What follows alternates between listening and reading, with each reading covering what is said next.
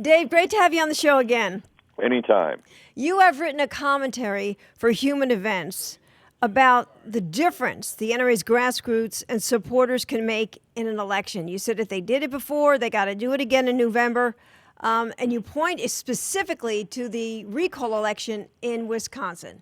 Right. Wisconsin was a tough place by all accounts where, our influence with gun owners is that gun owners who look to the NRA for leadership have been willing in the past to vote for the Second Amendment or for candidates who support the Second Amendment running against candidates who do not or who are perceived as a threat, regardless of party. In other words, if the candidate who's a champion of Second Amendment rights is a Democrat, they'll vote for him. If it's a Republican, they'll vote for him. And they'll cross party lines if they have to. They'll get up, they'll go down, and they'll vote on that issue and that issue alone. There are a lot of groups that work on different issues, if you will. Mm-hmm. And there are a lot of people that follow those issues. But the unique part about the NRA coalition is that when they say that they'll vote freedom first, they mean it, that they will actually cross party lines if they have to.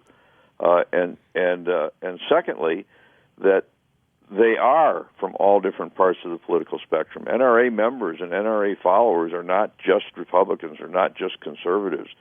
They're independents, they're Democrats, they're labor union members, they're factory owners and farmers. They're from every walk of life, and as a result, what they do can affect the outcome of an election. And Wisconsin was a unique kind of a situation. The governor, Scott Walker, was facing recall. Mm-hmm. Because organized labor and the left had launched a crusade against him because he wasn't doing what they wanted. So this was characterized in the press and elsewhere, not inaccurately, as organized labor versus a conservative governor. But underneath that, there was another fact in that election. He was running against former Congressman Barrett, who had run against him for governor in the first place. Barrett in Congress and as mayor of Milwaukee had established himself as a consistent critic of the Second Amendment. He had an F rating from the NRA when he was in Congress, whereas Scott Walker, when he was in the legislature, had championed concealed carry. When he became governor of Wisconsin, he said, as soon as the budget battle is over, which was the thing that sparked the recall, I'll make sure concealed carry becomes law, and he did that. So he was seen as a pro-Second Amendment, NRA-friendly politician. Mm-hmm. And right down to the wire. He knew it was going to be a tough one, and you talked to him right before the election. But when he ran, nobody, if you'll remember this recall, nobody knew what was going to happen. Yep. Nobody facing a recall, no governor in American history had ever won. Usually if you do face a recall, if your critics do get the signatures to force a recall election, you're done.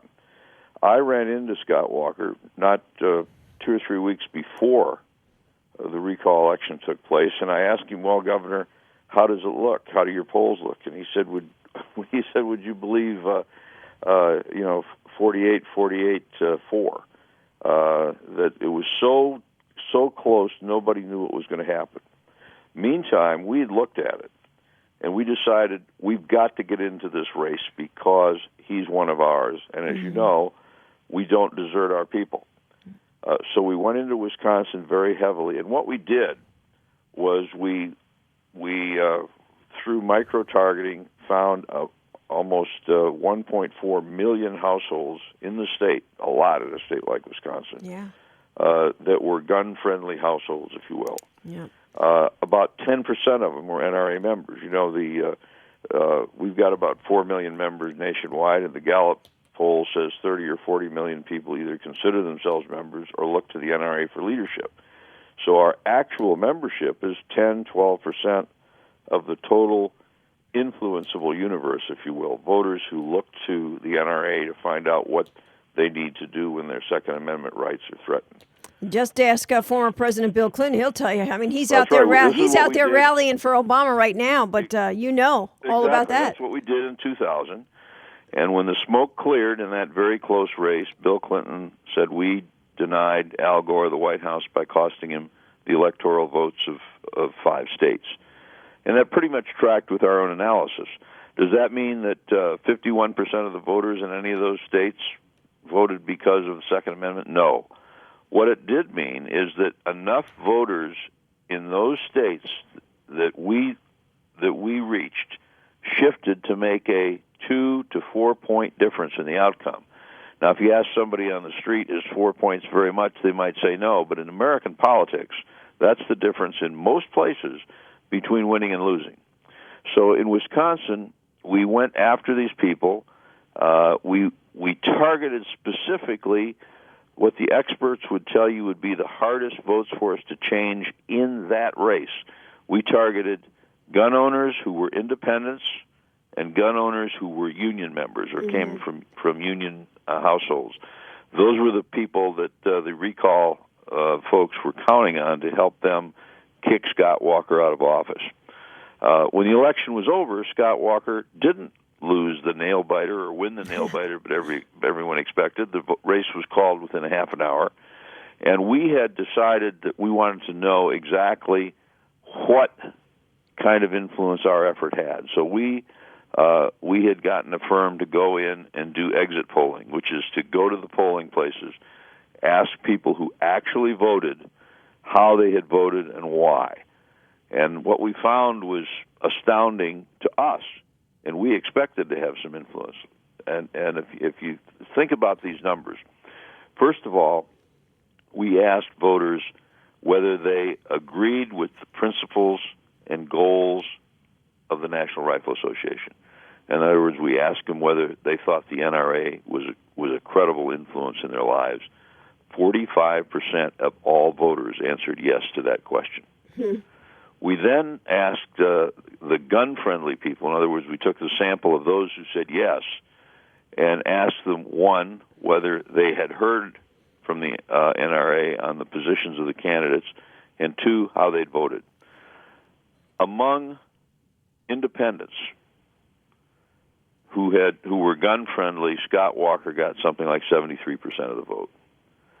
Among union members, including public sector union members, he defeated his union-backed opponent by better than 2 to 1. As a result, his margin of about 7 points was greater than he'd had when he ran for governor in the first place, far greater than his opponents expected it to be.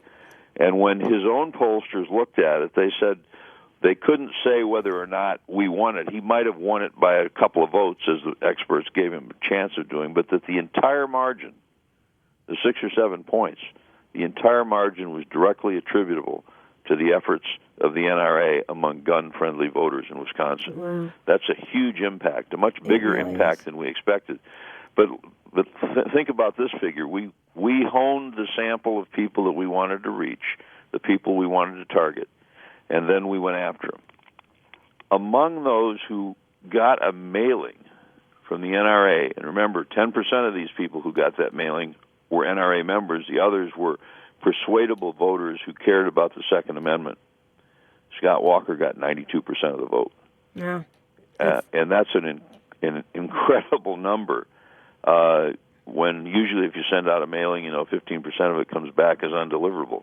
What we had done in preparing for this election, this recall election, was identify those people who were most likely to be influenced by the NRA message, and then we delivered that message to them, and it had an incredible impact on the outcome of the race. There's a story, though, today from WNYC about the influence of the NRA in elections, and there's this gentleman named Paul Waldman. He's a contributing editor at that liberal magazine, The American Prospect. So what does he say? He says, while the NRA is considered a political powerhouse, he found that the organization has little actual ability to move the dial during an election, completely in conflict with what you're saying, and that the group, believe this, the group had no role in delivering the White House to George W. Bush in 2000. Maybe you ought to look at the old art paper from the Cleveland Dealer. Yeah, that's sort of whistling past the graveyard. Yeah. This character, I don't know who he is, but he ought to call Al Gore, Bill Clinton, Scott Walker, and Tom Barrett and ask them what they think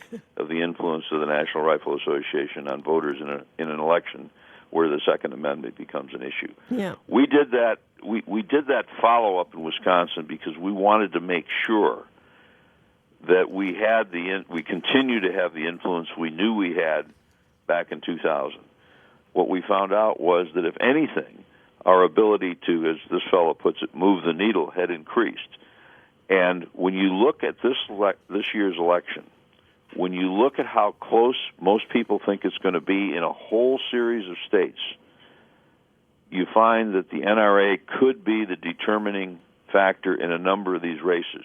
Chris Cox, our Iowa director, put it best, Jenny, when he said, we can't get a candidate to 48%, but if he can get to 48%, and he's running against someone who is not Second Amendment friendly, and he is, we can get him to 51. Yeah. And in November, it's my bet that NRA members around the country and those who look to the NRA in crucial states like Ohio, like Wisconsin, like Iowa, and others are going to make that difference between 48 and 51. And if they do, then when it's all over, we can call this fellow that put out that study and say, maybe you'd like to come to the inauguration of a gun-friendly president, and it won't be Barack Obama. Yeah. Well, as you said, it's crucial. And I remember when you guys sent me, out to the coal mines in past elections, and you talked to those miners and look right at you. It didn't matter what party they belonged to. They made it clear. That's exactly Their right. firearm freedoms came first, and we got to make sure that's what folks do this time around, too. Yep. All righty, David. Thanks so much, as always. My pleasure, Jenny. Thank you. You take care. Bye-bye. Bye-bye.